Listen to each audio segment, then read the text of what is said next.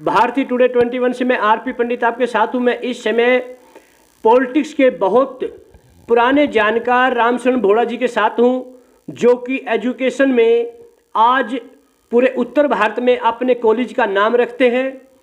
तो अगर मैं आज भोड़ा जी से बात करूँगा कि आप जो ताज़ा राजनीति है जी, जैसे भाजपा, कांग्रेस या अन्य दल के नेता जिस तरह से बयानबाजी कर रहे हैं, अपने अपनी जीत का दावा करते हैं, तो आप इस माहौल में राजनेताओं को क्या कहना चाहोगे? उनकी गतिविधियों पर क्या आप टिप्पणी करना चाहोगे? शर्मा जी, सबसे पहले तो मैं आपका धन्यवाद करता हूं और आपके सभी जो व्यूअर हैं, जो देखने वाले हैं भारतीय टुडे, उनका भी बहुत बहुत धन्यवाद करता हूं कि आप जैसे नेक और सज्जन आदमी जो हर चीज़ जो सत्य है वो लोगों तक पहुंचाते हैं। आपका बहुत बहुत धन्यवाद।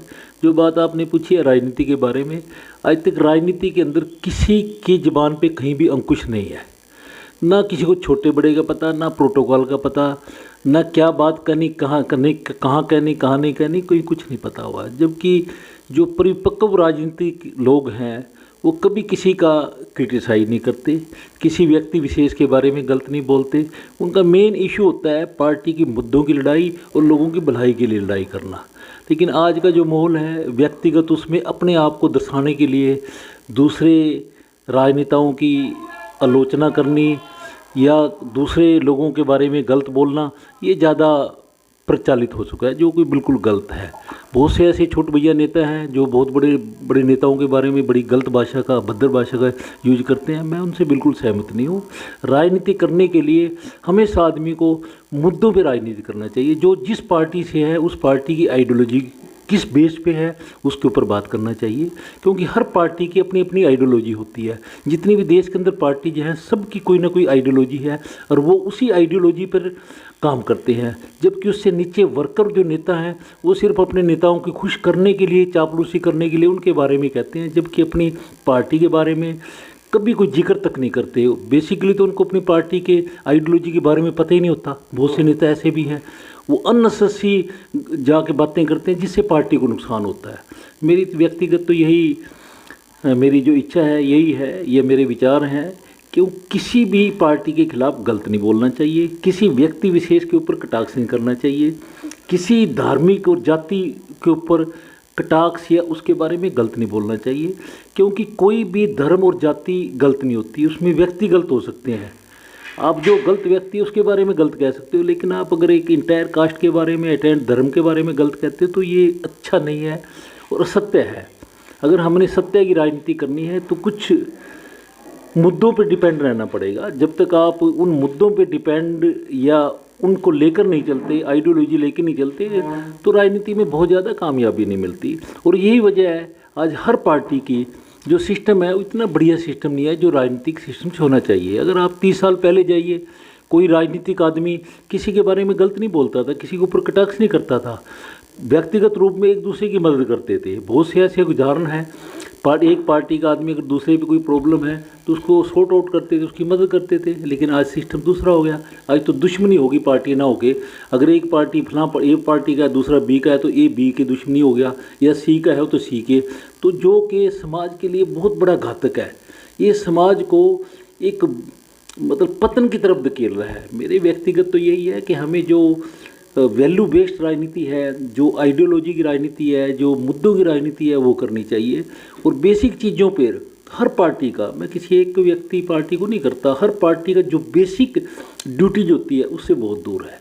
तो हमने रामचरण भोड़ा जी ने कितनी सहजता से बताया कि जो मुद्दों से भटक कर नई जनरेशन आज राजनीति कर रही है वो पार्टी की नहीं बल्कि अपनी व्यक्तिगत सोच को आगे ले जाने के लिए पार्टी के बारे में या पार्टी की नीतियों के बारे में किसी से चर्चा नहीं करते, बल्कि एक दूसरे के ऊपर कटाक्ष करते हुए अपने आप को बड़ा साबित करने की जो बात करते हैं, यह राजनीति में आने वाले समय में राजनीतिक तौर पर एक घातक सिद्ध हो सकता है। तो इसको किस तरह से संवारा जाए भोड़ा जी? देखो, इन चीज़ों को तो जो पार्टी के हेड होते हैं, अगर कोई ऐसा करता है तो उसके खिलाफ कोई ना कोई एक्शन लेना चाहिए। देखो, जब तक किसी भी पार्टी में, किसी घर में, किसी इलाके में अनुशासन नहीं होगा तो वो चीज़ कभी भी आगे नहीं बढ़ सकती। आप सिंपल सी बात ले लो, अगर परिवार के अंदर अनुशासन नहीं है, परिवार का जो फादर है, हेड ऑफ द फैमिली होता है, वो अपने बच्चों को सही राय और सही दिशा नहीं देता तो सब भटक जाते हैं। इसलिए तो कहते हैं अभी अच्छा बच्चा, ये संस्कारिक बच्चा है, अच्छे संस्कार मिले। उसकी वजह क्या है? अगर ये चीज़ पार्टी के अंदर भी लागू हो जाए, अगर कोई आदमी किसी के बारे में गलत बोलता है, अभद्र भाषा का प्रयोग करता है, तो वो पार्टी उसके खिलाफ कोई ना कोई अनुशासनात्मक कार्रवाई करे तो इसका उदाहरण हो सकता है। बेसिकली जो मुद्दे हमारे हैं एजुकेशन के हैं, कोई भी देश शिक्षा के बगैर आगे नहीं बढ़ सकता। सबसे बेसिक और सबसे पहला मुद्दा एजुकेशन का है। हम एजुकेशन की तरफ ध्यान नहीं दे रहे। अदरवाइज एक वक्त ऐसा था कि पूरे वर्ल्ड के अंदर जो टॉप क्लास पोस्टों में बैठे हुए थे सब इंडियन थे, और इंडियन का एक एजुकेशन के अंदर, बुद्धिमत्ता के अंदर लो आता पूरे वर्ल्ड के अंदर। आज धीरे धीरे ख़त्म होता जा रहा है। हमारे हरियाणा में ले लिए, एजुकेशन इंस्टीट्यूट अब ना के बराबर है। जबकि पहले बच्चे एजुकेशन साउथ में जाता था, डोनेशन भी देता था, अच्छी एजुकेशन करता था। क्यों? गवर्नमेंट्स के रुझान था कि बच्चा जब टेक्निकल एजुकेशन करेगा तो ही आगे बढ़ सकता है।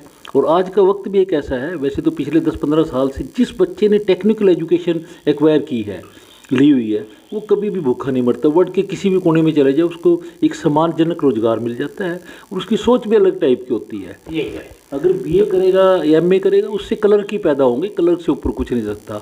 बहुत से बच्चे आजकल हमारे खास तौर पे हरियाणा से +2 करते हैं, विदेश की तरफ जाते हैं। उससे क्या होता है? एक लेबर जनरेट हो रही है।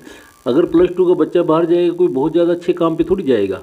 तो हमें इन चीज़ों से अवॉइड करना चाहिए। बच्चे को अच्छी एजुकेशन देना चाहिए, उसके माइंड की डेवलपमेंट होगी। अगर उसके माइंड की डेवलपमेंट होगी, वो समाज की डेवलपमेंट करेगा, और जिस पार्टी में रहेगा उसके बारे में अच्छा सोचेगा। इन शब्दों के साथ आपका बहुत बहुत धन्यवाद शर्मा जी, थैंक्स।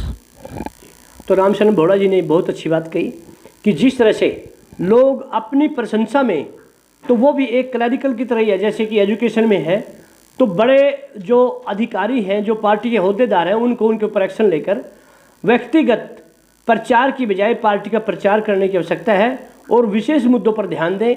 इसी के साथ दोबारा से फिर मुलाकात करते हैं। तब तक के लिए जय हिंद, जय भारत।